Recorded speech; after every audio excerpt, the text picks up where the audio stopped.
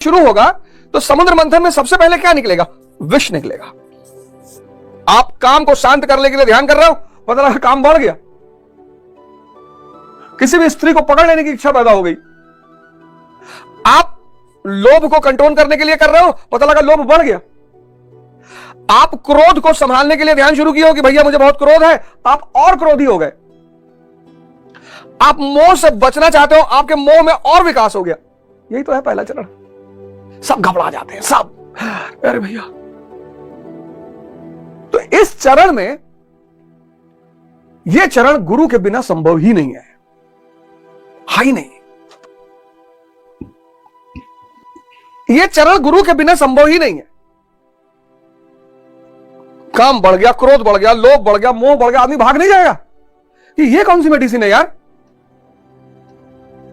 अभी ये सारी चीज अर्जुन का भी बढ़ेगा। ये सारी चीज अर्जुन का भी बढ़ेगा और तब साक्षात श्री कृष्ण। इसीलिए इस देश में जो मुक्त हो गया उसको हमने श्री कृष्ण कहा। कृष्ण कोई व्यक्ति नहीं है, परंपरा है। जो भी मुक्त हुआ, वासुदेव मुक्त हुए, हमने उनको श्री कृष्ण कहा।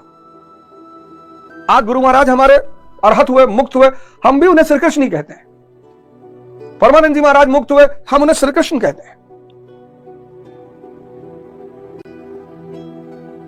यह इस देश की संस्कृति है। जिसने अपनी बाहर भागती हुई धारा को, चेतना को अंदर की तरफ मोड़ लिया, वो राधे राधे कहने लगा। राधा राधा कहने से कुछ नहीं होगा। वो जो चेतना की धारा बाहर भाग रही है, स्त्री देखकर भाग रही है, गाड़ी देखकर भाग रही है, धन देखकर भाग रही है, उसको वापस साधना के द्वारा अंदर की तरफ लाना है। यही साधना है। और पहला चरण साधना का बहुत चुनौतीपूर्ण, बहुत बहुत चुनौतीपूर्ण, बहुत चुनौतीपूर्ण। मतलब उससे बच पाना किसी के बस की बात नहीं है। और यही वो सूत्र है कि जिसको भी समझ में आ गया, हजरत मोहम्मद मां नहीं है, पिता नहीं है। कितना चुनौतीपूर्ण जीवन है हजरत मोहम्मद का, कितना चुनौतीपूर्ण जीवन है। और उन्हें यह सूत्र पता चल गया। हीरा की पहाड़ियों में साधना की उन्होंने, पैगंबर बन गए। बुद्ध को पता चला, महावीर को पता चला। यह सूत्र इतना प्यारा है कि आप जो बनना चाहोगे, हालांकि इसकी अंतिम परिणति भगवान ही है, लेकिन यह सूत्र बड़ा प्यारा है। इसलिए मैं आप सबसे निवेदन करता हूं, चलो आप नहीं भगवान बनना चाहते, कोई बात नहीं, आप आईएएस ही बनना चाहते हो, बना देगा ये आपको। ये तो दाएं हाथ का खेल है इसका। आप मेंबर ऑफ पार्लियामेंट बनना चाहते हो, बना देगा। मैं तो बार बार आपसे कहता हूं, यह सूत्र इतना ताकतवर है, आपको अंदर से इतना ताकतवर बना देगा। आपका डिप्रेशन खत्म कर देगा, चिंता खत्म कर देगा, तनाव। और जिंदगी पर डे, गाना था ना, जिंदगी हर कदम एक नई जंग है, हर दिन एक जंग है, हर दिन एक चुनौती है। और यह सूत्र बहुत प्यारा है। आप जहां रुकना चाहो रुक जाओ, आप आईएएस पे रुकना चाहो रुक जाओ, एमपी पे रुकना चाहो रुक जाओ, आप पीएम पे रुकना चाहो रुक जाओ। ये आपका चॉइस है कि भैया हम तो यहीं रुकेंगे, आप रुक जाओ। हालांकि इस सूत्र का अंतिम जो परिणाम है वो ईश्वरत्व।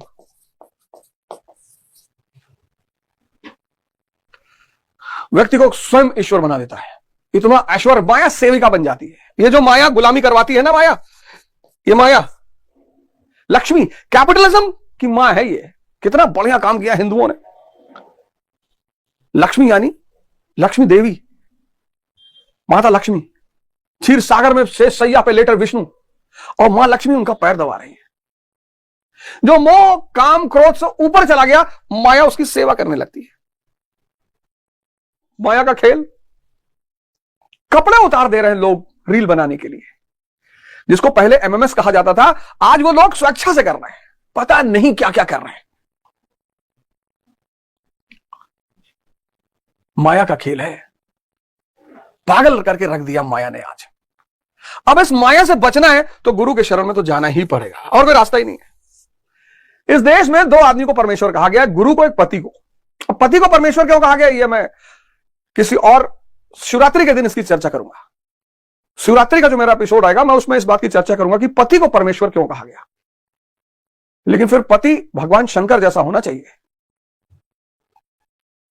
आज शादी का मतलब पुरुष को लगता है कि एक औरत ले आए, उससे बच्चा पैदा कर लेंगे, वो हमारे इशारों पे चले, ऐसे नहीं होगा। शक्ति कमजोर व्यक्ति के साथ रह ही नहीं सकती, और स्त्री का मतलब शक्ति। इसलिए मैं बार बार ये बात कहता हूं कि स्त्रियां खराब कभी नहीं हो सकती, हो ही नहीं सकती। अगर एक बहुत शक्तिशाली पुरुष वैश्य को मिल जाए तो वो उसे प्रेम करने लगे। आप कभी मौका लगे तो आप चित्रलेखा पढ़ना, कभी आपको मौका लगे आप चित्रलेखा पढ़ना भगवती, आपको स्त्री समझ में आएगी। साहित्य से अच्छा दोस्त तो मनुष्य का हो ही नहीं सकता। तो आप, और आज के युग में तो गुरु अनिवार्य है, वरना यह सभ्यता विलीन हो जाएगी, यह माया सब खत्म कर देगी, सब पागल कर देगी ना आदमी को। भाई किसी का एक्सीडेंट हो गया, आप उसे उठाने को जाए उसका वीडियो बना रहे हो। आप सोचो आदमी की मानसिक स्थिति क्या है। उसको यह है कि इतना सेंसिटिव सीन है कि इसको मैं बेच लूंगा, ये मर जाए मुझे क्या फर्क पड़ता है। यह स्थिति आ गई है, और यह बहुत विनाशकारी स्थिति है। कोई नहीं बचेगा, पूरी सभ्यता सब कुछ विलीन हो जाएगा, माया सब पर्दे कर डालेगी। अब अर्जुन जब साधना की शुरुआत करने जा रहा है तो अर्जुन विचलित हो रहा है, अर्जुन शोक करने लगा। यहीं पर पिछली लाइन मैंने खत्म की थी कि अर्जुन शोक करने लगा। अब ऐसा क्यों होता है कि जो भी व्यक्ति इस रास्ते पर चलता है उसका पहला चरण बहुत खतरनाक होता है? ऐसा क्यों होता है, क्या वजह है? आज मैं आपको उसकी वजह बताता हूं। अब ये जो इंद्रियों का संसार है,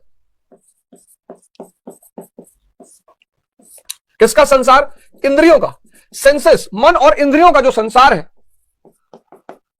और अध्यात्म का जो संसार है, इन दोनों में एक बड़ी जबरदस्त अंतर है। क्या अंतर है? यहां सुरक्षा है,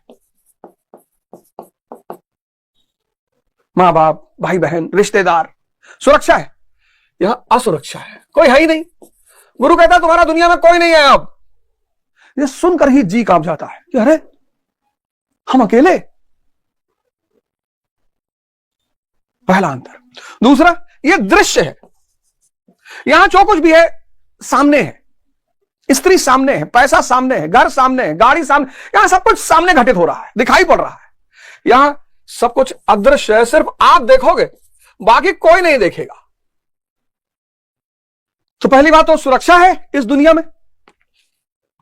यहां सुख दिखाई पड़ता है कि भैया बियाह बाग खुश है, अर्बन रुपया रखे खुश है, दिखाई पड़ रहा है।